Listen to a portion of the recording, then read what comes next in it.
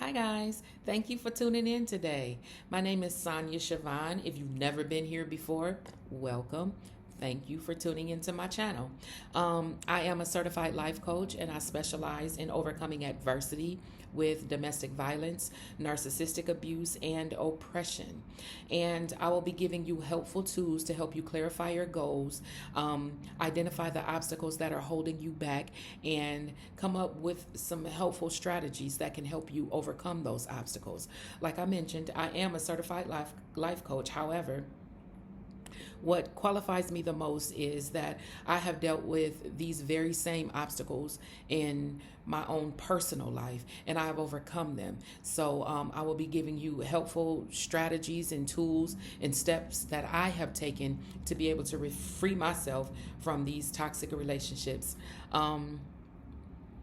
So most of my ideas and my encouragement and advice will be based on Christian beliefs and kingdom principles. I will be talking about God a lot. So if that's not something that you resonate with, or it's just not something that you're into, then this may not be the platform for you, okay? I welcome everybody, though. I welcome everybody, and hopefully something that I say can help you change your mind if you feel that this isn't for you. I still welcome you. All right. So, as you saw by the title, what we're going to be talking about today is recognizable traits, and 5 recognizable traits in a narcissist that will for sure let you know that you are dealing with a narcissist. Okay. So let's just get on up into it. What is a narcissist, first of all? What is a narcissist? A narcissist is an extremely self-centered person who has an exaggerated sense of self-importance, okay? That's what a narcissist is. Now, you guys are going to see me looking back and flipping back and forth in my notes right here. I have some notes in front of me. I just want to make sure that I didn't leave anything out and I got everything out that I wanted to say.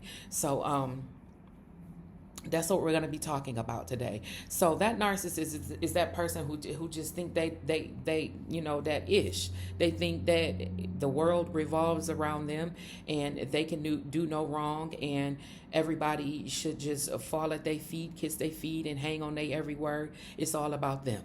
That's what a narcissist is. Now, how many of you, with just that simple description right there of what a narcissist is, how many of you feel that you've dealt with a narcissist before, or you may be dealing with one right now? I'll wait. I'm going to go ahead and raise my hand because I know I have.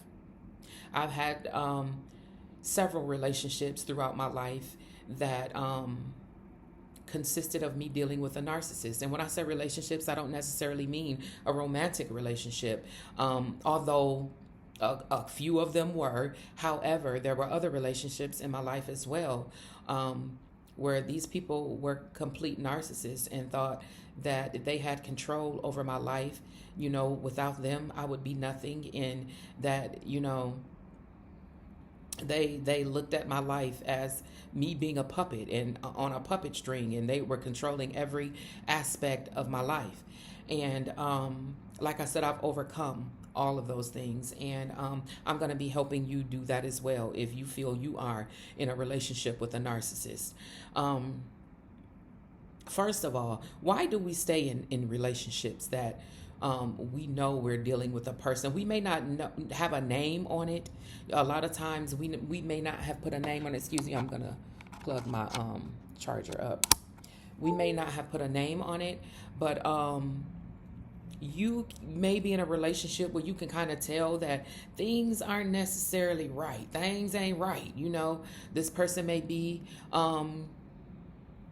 physically abusive, they may be emotionally abusive or verbally abusive, and why do we stay? Because I know in my situations, a lot of times I stayed in situations like that because I felt like who else gonna want to be with me? Who else?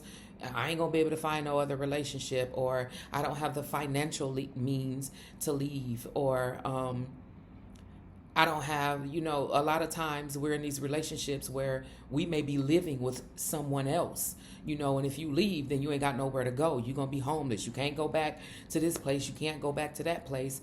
And a lot of times you just feel like you're not strong enough to do it. If I do leave, I'm afraid I'm just going to wind up coming back. And a lot of times, those are the situations that keep us stuck in bondage, in relationships that we know are toxic and are not necessarily good for us. And but when you start to recognize these things, and you know that this situation is not healthy for you, it's not healthy for your children, it's just a bad toxic situation all the way around. When you recognize that, that's the first step. That's the very first step, is in recognizing it. And once you recognize it, then you got to go to step number 2. What can I do to remove myself from this situation? And don't be one of those people of when you're in a relationship that you're constantly, threatening to leave, or you constantly putting your boyfriend or your girlfriend out every day. Get out, or if you don't stop doing this, I'ma leave. If you don't stop doing that, I'ma leave. But you don't never go nowhere, and his behavior or her behavior never changes. But you never make good on none of the threats that you made. Don't be that person. Don't be that person, because see, I found that being in a relationship that ain't right for you, it ain't right for you, but making all of these idle threats, all of these threats with no action behind them, absolutely means nothing until you are ready to make that actual move. Don't even say it. Don't say it until you're ready, because then you won't come back. Because in my own personal situation, there was a lot of toxicity, and I'm speaking on one particular relationship. It was a lot of toxicity, and I stayed and I stayed and I stayed and I stayed. I stayed and I stayed and I stayed. But I was never that person to break up every day, every other week we breaking up, or I'm putting them out, today and tomorrow he right back. I was never that person, because I knew deep down inside of me that I wasn't ready. I wasn't ready to walk away and stay away. So I didn't do that. But when I did get ready, and when I actually let those words leave my mouth, when I was done, I was done. And I meant it, and there was no coming back. There was no coming back. There was no winning me back. There was no amount of flowers, or, no amount of gifts or words that they could have, given or spoken. There was nothing. Once I was done, I was done. And that's the person that I need you to be. I need you to get to that person, first of all, because you know that you in a relationship that ain't right. You know that you in a toxic environment, and that is not only detrimental to you and your self-worth and who you are as a human being, but it's also detrimental to your loved ones that are watching you in this relationship, that are watching you be belittled and put down and dragged through the mud. And not to mention if you have children. And I know it can make it really hard when you have children with your abuser or the person that's keeping you oppressed. But at the end of the day, it's what's best for everybody. Because believe you and me, those kids do not want to see their parent being mistreated in any type of way. And they would be much happier if the two of you just decided to part ways. And it would just cause less emotional stress on them in the moment and in the long run, because abuse in relationships can cause so much damage to your children, and a lot of times we stay because we want to keep our family together, but not knowing that the very thing that we're trying to hold on to is the one thing that's causing the most damage to the people that you love the most. So recognize when you're in a toxic relationship and remove yourself. And the best way of navigating your way in a relationship when you're in an abusive relationship with a narcissist is knowing how a narcissist thinks. It puts you at an advantage because knowing how they operate, it gives you the control of how you respond to what they do. Now I'm not suggesting that nobody master being in a relationship with a narcissist. That's not what I'm suggesting at all. But what I'm saying is once you figure them out and you realize how they operate, where their mind is, then that sort of gives you an advantage, because then you can kind of control your responses and don't fall prey or victim. Don't play into their hands, so to speak. You don't give them no ammo. Once you realize, their motive and where they coming from and what they're trying to reel you into, then you don't take the bait. Okay? But while you're learning them and coming up with your strategy on how to deal with them, you should also be coming up with your strategy and an exit plan on how to exit this relationship. Because like I said before, they're not going to change. They are who they are, and their main goal is to keep you oppressed, to keep you feeling like you're not worth anything. There is to diminish your self-worth, your self-esteem. So don't ever think that a narcissist is going to change, because they're not. It's just simply not possible for them to. This is who they are. This is embedded in their brains. This is how they're wired. So it's never ever going to get better. So your best bet is to come up with your exit plan. Like I said, understanding the mindset of a narcissist, their personality traits, and their effects on those around them gives victims a new perspective of what they have endured, as well as a renewed sense of self. It also helps you recognize the warning signs in future and potential relationships so that you don't repeat the cycle. Okay? So don't do what I did. Don't do what I did, because see, like I said, I've had several relationships where I've dealt with a narcissist, and my problem was I didn't learn. I didn't learn, from the first one. I ain't learned from the second one. It took me a few times of dealing with a narcissist in order for me to understand, okay, at this point, it ain't even them no more. Because how many times can you blame somebody else for the same trap that you keep falling into? You can't. At some point, you got to look at yourself and ask yourself, okay, what is it about me that I'm displaying or that I'm bringing to these relationships? Well, what is it about me that keeps attracting these narcissists? And until you figure that out, and start making some changes and adjustments on yourself and what you bring into a relationship of yourself, you're going to have to make some changes. You're going to have to make some changes, set some boundaries, and put your foot down in certain situations and just let people know what's acceptable and what's not. You can't be quiet. You can't be docile, because you'll be a victim. You'll be a victim. And because narcissists look for people who they can control. That's their main goal, is to control you, to keep you oppressed, to steal your self-esteem and your self-worth. And once they see that you're easily controlled, then it's game on for them. It's game on for them. So you have to enter these relationships with some sort of authority, some boundaries, and let these people know out the gate what you will stand for and what you won't stand for, what's acceptable and what's not acceptable. And the moment that they display anything that goes against any of your boundaries or your beliefs or the things that you are willing to accept in a relationship, throw up your deuces and step. Get gone, because like I said, they are not going to change. And if you fold and show them any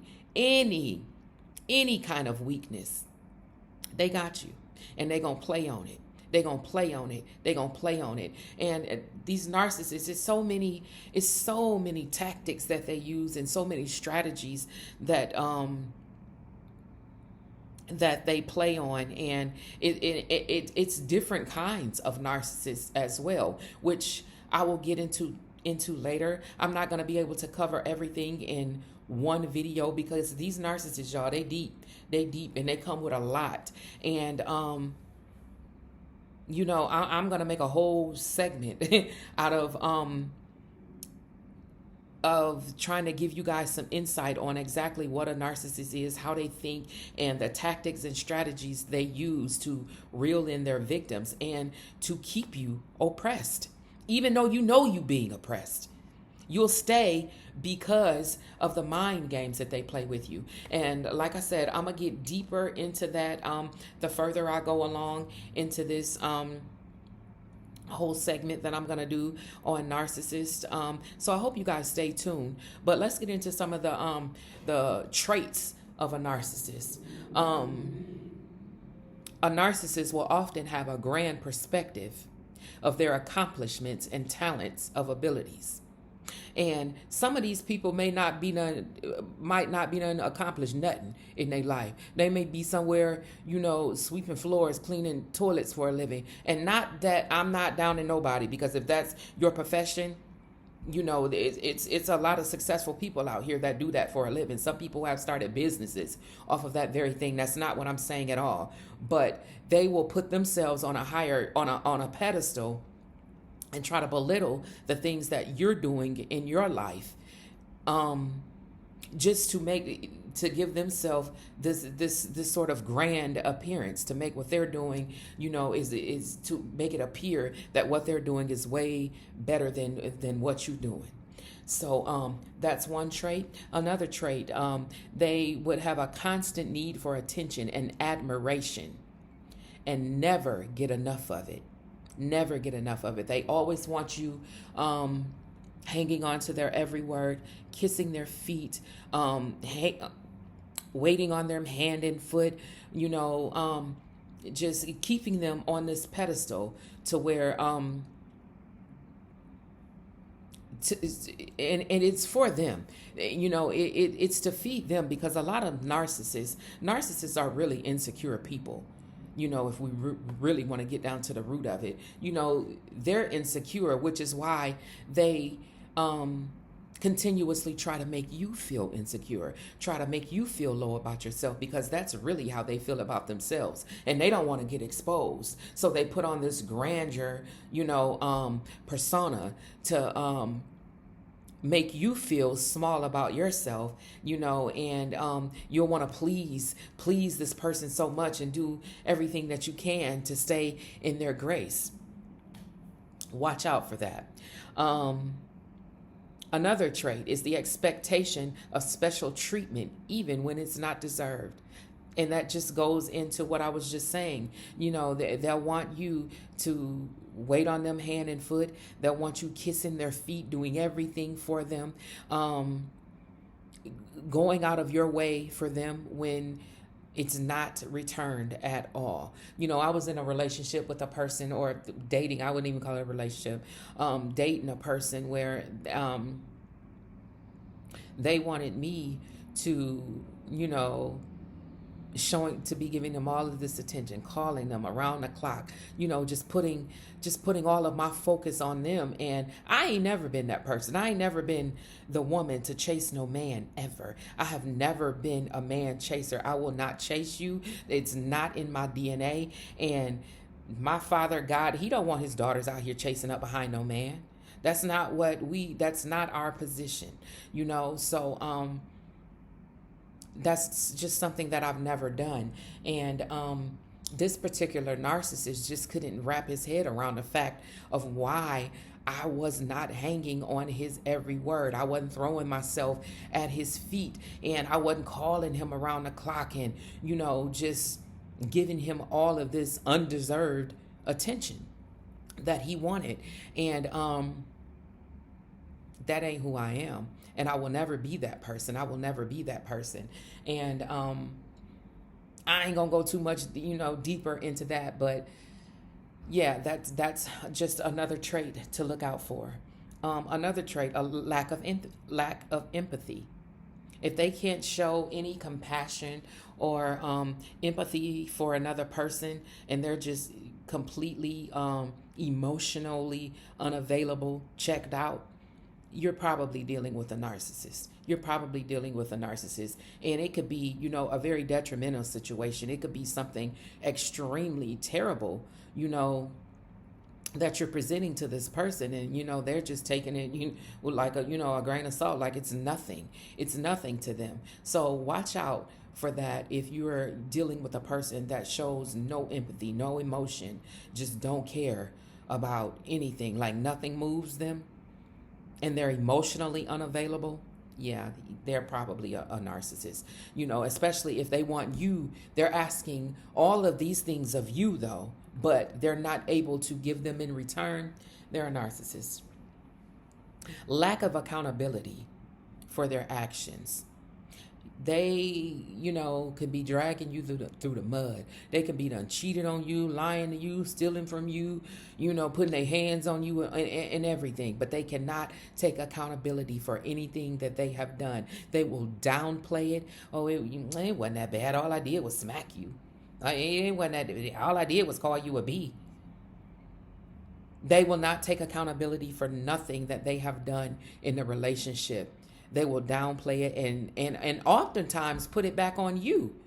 Make you feel like it was your fault, like you've done something wrong. And you'll walk away from the situation questioning yourself, like, well, dang, well, did I say something wrong? Well, did I cause him to hit me? Well, dang, well, maybe he really did need the money. It's okay. He took it. Come on now. And when you find yourself doing stuff like that in a relationship, that there's some toxicity involved. That this is a situation that you should not remain in. And especially when a person can't take accountability for anything that they do no wrong, no matter how horrible it is, no matter how horrible the thing is that they've done to you or have said to you, or someone around you, they can still never take accountability for it. You're dealing with a narcissist. You're dealing with a narcissist. And those are just 5 traits to look out for, but those are some very important ones.